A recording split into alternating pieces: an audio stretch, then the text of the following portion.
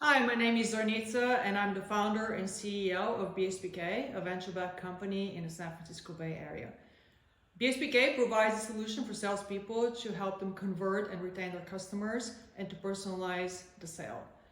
We are deployed worldwide. We have amazing customers, and I'm here today to share with you a few tips about what it takes to build an amazing technology product.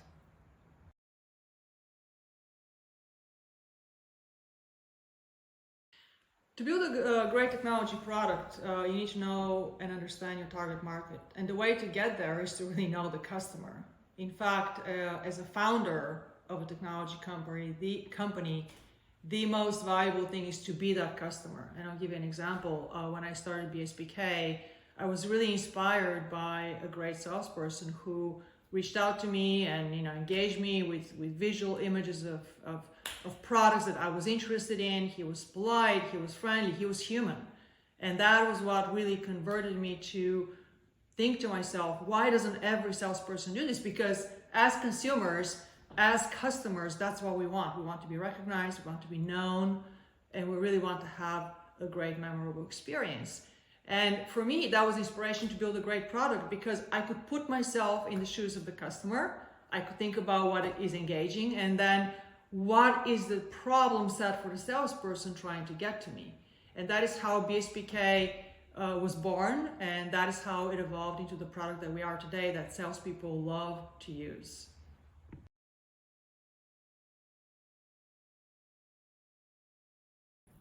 Building a great technology product also requires having the right team.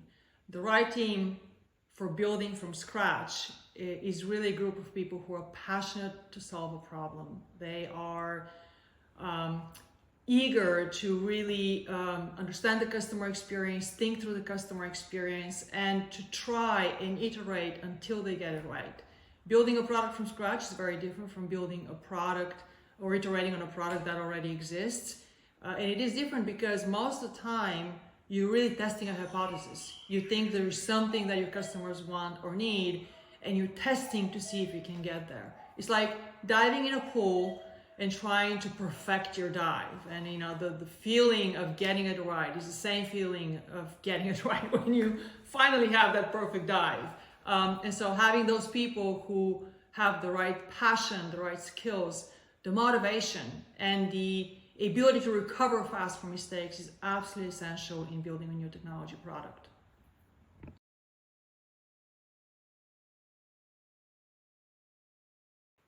Building a great technology product requires a clear understanding of the dependencies between time, money, and resources. Customers often ask, can something be built? And of course, the answer is with enough time, money, and resources, pretty much in technology, software, anything can be built. But as a founder and a product executive, the very important question is, what is it going to take for us to build what we want to deliver to the market? And how do we prioritize the trade-offs between time, money, and resources? And that's where building a new product is incredibly challenging and also profoundly exciting, because it's both strategic in the same way that it's also incredibly focused on the details and the needs of the customer.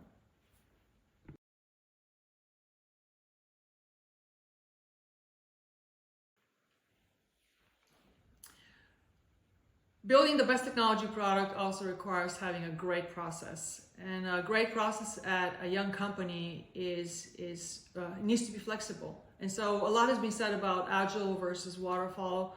I won't go into details on that. I will say that BSPK is a fully agile organization.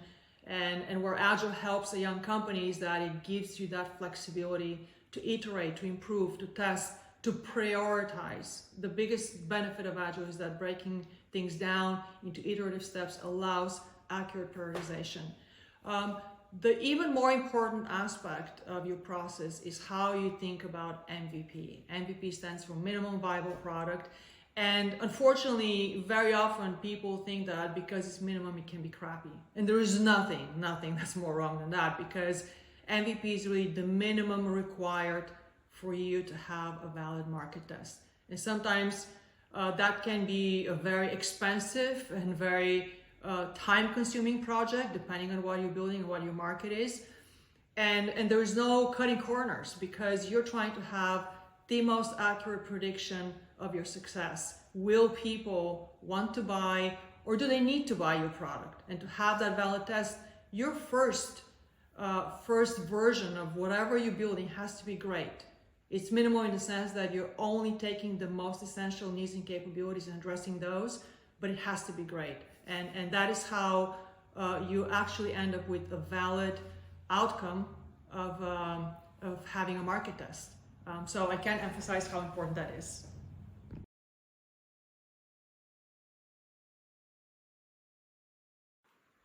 Building a great technology product requires you to be inspired. I know that sounds vague, and I know everybody thinks about inspiration in different ways, but it is absolutely essential. In fact, I think it's one of the most important elements of building a great technology product. You have to be inspired as a customer. Ideally, you are that customer. You live and breathe what problems or what needs your customers have. And what's clearly been the experience of software startups and technology more generally is that the products that are truly great, even decades after the founding of the company, they still carry the personality, the vision, the inspiration of their founders, either in terms of the feel of the product, what the experience is the focus on power or engagement or fun, or some other need that is being solved in the marketplace, or in the B2B market for sure, it's ease of use. And not just in the B2B, in any market, it's ease of use is one of the most important criteria. So how that is carried through in a product is the result of that initial idea, of that initial inspiration, of the initial impetus to really invest one's time, money, and energy to build a great product.